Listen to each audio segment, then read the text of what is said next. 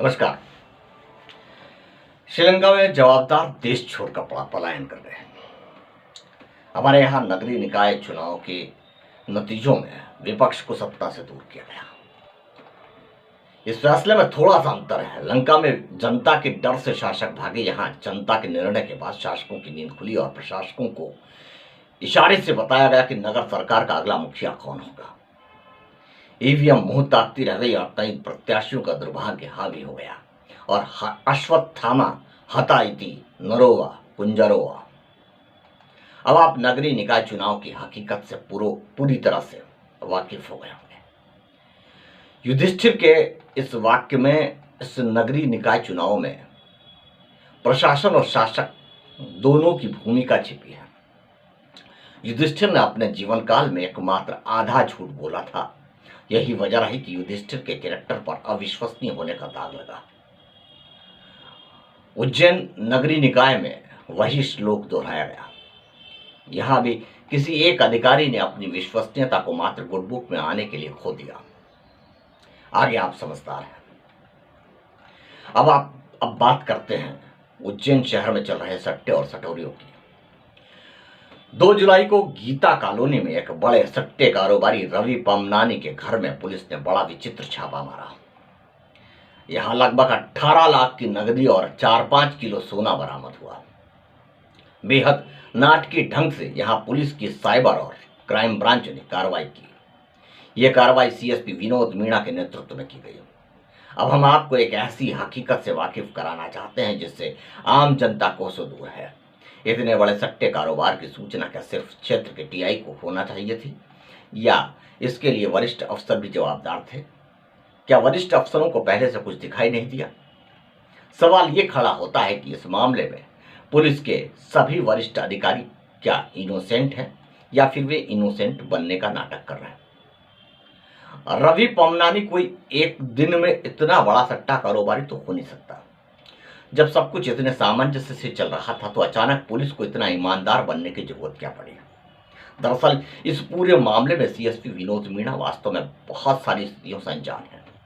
उनके शोल्डर का पूरी तरह से इस्तेमाल किया गया और एक तीर से कई निशाने साध लिए गए। जिन्हें कमाई करना था वे कमाई कर गए और जिन्हें रवि पमनानी को बर्बाद करना था वे अपने मकसद में कामयाब हो गए। इस पूरे मामले में साइबर और क्राइम ब्रांच पर यूं ही उंगलियां नहीं उठी। इसके पीछे गहरी वजह बहुत सारी है। कहानी 22 सितंबर 2020 को शुरू होती है जब 53 अब्दालपुरा के गोविंद रामचंदानी नामक युवक का अचानक सुसाइड कर लेने की खबर आती है। अपने पीछे वह एलईडी मैन्युफैक्चरिंग का एक बड़ा कारोबार छोड़कर जाता है और उसके साथ में एक सुसाइड नोट जो 3 पन्ने का था वो भी छोड़कर जाता है। इस 3 पन्ने के सुसाइड नोट में कई तरह के रहस्य थे, लेकिन वो सुसाइड नोट पुलिस और परिवार वालों ने आपसी साठगांठ से दबा लिया। मामले में शहर के एक सिंधी व्यवसायी पर भी आरोप लगे। मीडिया लगातार इस मामले की परतें खोलने में लगा रहा, लेकिन इस मामले को मृतक गोविंद के पिता ने दबा दिया। दरअसल इस मामले को दबाने के पीछे गोविंद की 1 करोड़ की बीमा राशि थी, जिस पर मृतक गोविंद की जो पत्नी है चंचल, उसको वो राशि मिलने वाली थी। अब चंचल उस 1 करोड़ की बीमा राशि की मालकिन थी और कानूनन गोविंद के उस एलईडी बिजनेस की मालकिन भी हो गई थी। गोविंद के पिता की भी नीयत बीमे की उस 1 करोड़ की राशि और एलईडी के बिजनेस पर रही। यही वजह रही कि गोविंद के पिता ने अपना मुंह सिले रखा। इधर गोविंद की पत्नी चंचल को उसके ससुर ने रुपयों के लालच में यह कहकर रोका कि शादी के बाद उसका अपना घर तो यही है। लेकिन चंचल पूरी स्थितियों को भांप कर अपने गीता कॉलोनी वाले भाई रवि पमनानी के घर चली गई।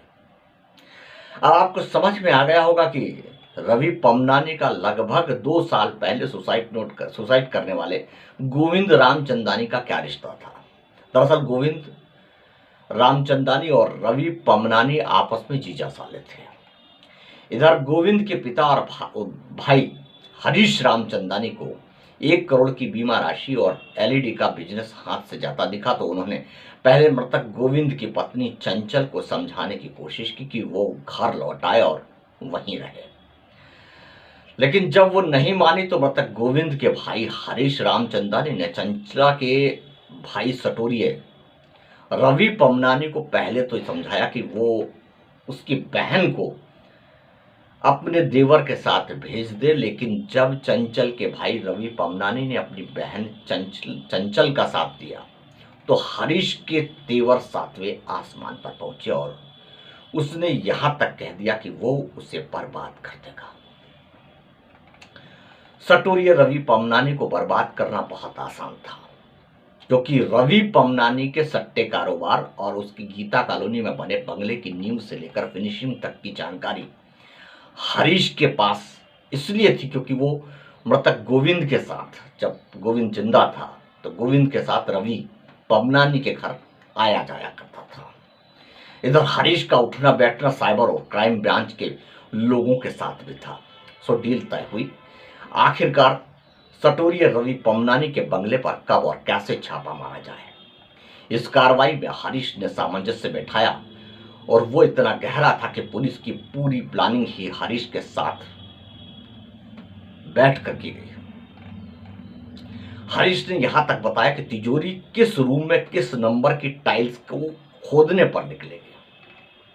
हम आपको बता दें कि साइबर और क्राइम ब्रांच ने इस कार्रवाई में पहले पुख्ता खबर होने के बाद भी इनकम टैक्स अफसरों को या इनकम टैक्स को खबर नहीं की। अब सवाल यह उठता है कि पुलिस यहां वहां यदि भेष बदल कर गई और यदि भेष बदल कर नहीं जाती तो क्या सीधी कार्रवाई पुलिस नहीं कर सकती थी? पुलिस क्या किसी दाऊद इब्राहिम को पकड़ने गई थी? ये सब स्वांग तो किसी मामले को ट्रेस करने के लिए किया जाता है, लेकिन जब मामला ट्रेस हो, पहले से ही मालूम हो, सब कुछ पूरी जानकारी पुख्ता हो, तो इनकम टैक्स अफसरों को इसकी सूचना पहले से दी जानी चाहिए थी। अब ऐसा यहां पर कुछ भी नहीं हुआ। इस मामले में पहले पुलिस टीम ने अपने आप को संतुष्ट कर लिया, उसके बाद इनकम टैक्स को मामला सौंपा गया या परोसा गया। खैर, आप मुद्दे पर आते हैं। कार्रवाई के बाद रवि पमनानी के घर और दुकान के साथ कारोबार पर बुलडोजर चलाया जाता है। कार्रवाई के समय यह तय नहीं किया जाता कि रवि पमनानी के बंगले में कितना कंस्ट्रक्शन अवैध है और कितना वैध है।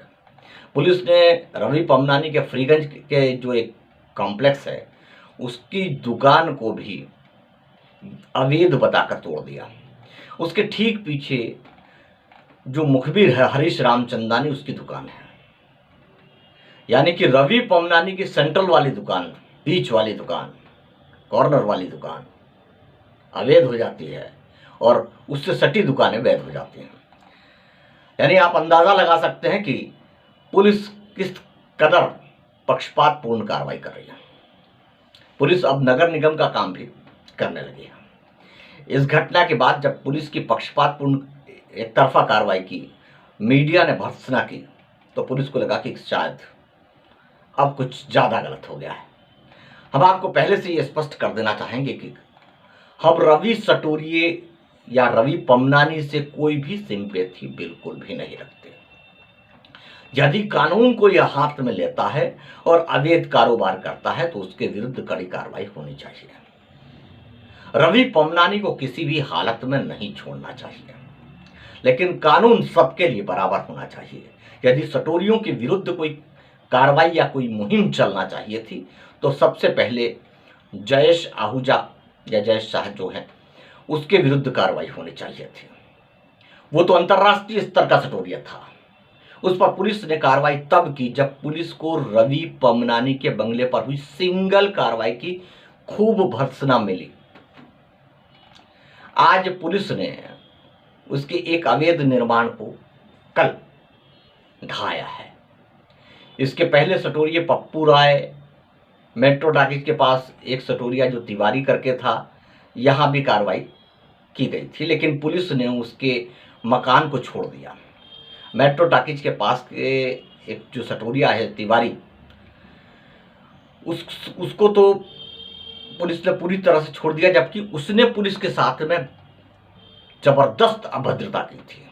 लेकिन पुलिस वहां मकान गिराने के बारे में सोच भी नहीं सकती। क्योंकि वो सत्ता पक्ष से जुड़ा हुआ मसला है। इसी तरह महिदपुर और तराना में सट्टा पकड़ाया था, लेकिन पुलिस को सॉफ्ट टारगेट रवि पमनाने लगा। आज जब सटोरिये जयेश आहूजा के अवैध मकान को तोड़ा गया तो ये नगर निगम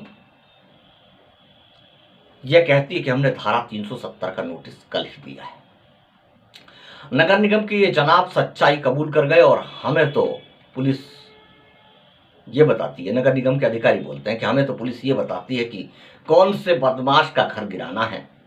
हम पुलिस की लिस्ट के हिसाब से कार्रवाई करते हैं, हमारे पास अपनी कोई बुद्धि नहीं है। सुनिए और आप देखिए, खुद ही फैसला कीजिए।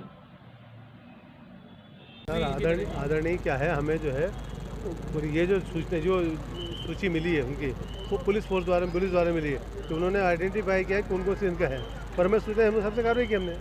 हाँ, मतलब पुलिस द्वारा को सूची अगर पुलिस ये गुंडा अभियान में जो है सूची पुलिस द्वारा दी जाती है कि ये इनके मकान के नाम से ये है, इनको कार्रवाई करना है। हम उस हिसाब से उसको अपने जो है जो भी अवैध होता है निकालते हैं। मतलब अगर पुलिस आप पर दबाव बनाएगी तो दबाव बनाएगी नहीं। पुलिस ने आइडेंटिफाई किया है कि ये जो है। हमारा इस पूरे प्रकरण में एक बार फिर से ये कहना है कि अवैध कारोबारियों के खिलाफ कार्रवाई हो तो एक तरफा नहीं हो। फिर शहर में कोई भी सटोरिया नहीं बचना चाहिए। शहर में और भी अवैध धंधों का संचालन हो रहा है। स्मैक और ब्राउन शुगर भी धड़ल्ले से बिक रही है, तो फिर उन कारोबारियों को भी पकड़ा जाए। और हाँ, सवाल ये भी उठता है कि जब इन रसूखदार सटोरियों के आलीशान अवैध बंगले बन रहे थे, तब नगर निगम का अमला क्या सो रहा था? उन अधिकारियों को जेल की सलाखों के पीछे क्यों नहीं डाला जाता? जो अधिकारी इन सटोरियों से रकम लेकर उन घरों को अट्टालिकाओं में तब्दील होते हुए देखते रहते हैं अवैध रूप से। महाकाल क्षेत्र के साथ पूरे शहर में ऐसी कितनी इमारतें हैं जो निगम की अनुमति के बिना अवैध निर्माण का पर्याय बन चुकी हैं। पहले उनके खिलाफ भी एफआईआर दर्ज होना चाहिए, लेकिन ऐसा होता नहीं है। नगर निगम के ईमानदार कहे जाने वाले कमिश्नर अंशुल गुप्ता इन बीट इंचार्जों के खिलाफ सख्त कदम क्यों नहीं उठाते? नगर निगम मीडिया को बताता है कि हमने 370 का नोटिस दिया। कब दिया? कार्रवाई की एक दिन पहले। यह नोटिस पहले क्यों नहीं दिया गया जब ये अवैध निर्माण हो रहे थे? तब क्या नगर निगम के ये लापरवाह नशा करके सो रहे थे? कितनी कार्रवाइयां पेंडिंग पड़ी हैं नगर निगम में, कितनी शिकायतें हैं अवैध निर्माण करने वालों के खिलाफ। जब सब ले देकर मामला चल रहा है, सारा मामला ले देकर के फिट हो रहा है, तो फिर नगर निगम का अमला कार्रवाई क्यों करेगा? पुलिस यदि ये समझती है कि उज्जैन का मीडिया सरकारी भोपू है, जैसा चाहे ब्रीफ कर दिया और छपवा दिया और दिखा दिया, ये भ्रम अब दूर होना चाहिए। ये भी हम बता दें कि उज्जैन का मीडिया अपराधियों के खिलाफ सख्त कदम उठाने के लिए पुलिस के हर सही और गलत कदम के साथ में चल रहा है, लेकिन इसे ये कदापि न समझा जाए कि मीडिया को कुछ दिखता नहीं है या समझता नहीं है। मीडिया कर्मी भी वही अन्न खाते हैं जनाब जो आप अफसर खाते हैं। अंततः बस इतना सा है कि हम शहर के हित की वजह से कई बार चुप हो जाते हैं। अगले अंक में आपसे फिर मुलाकात होगी, तब तक के लिए नमस्कार।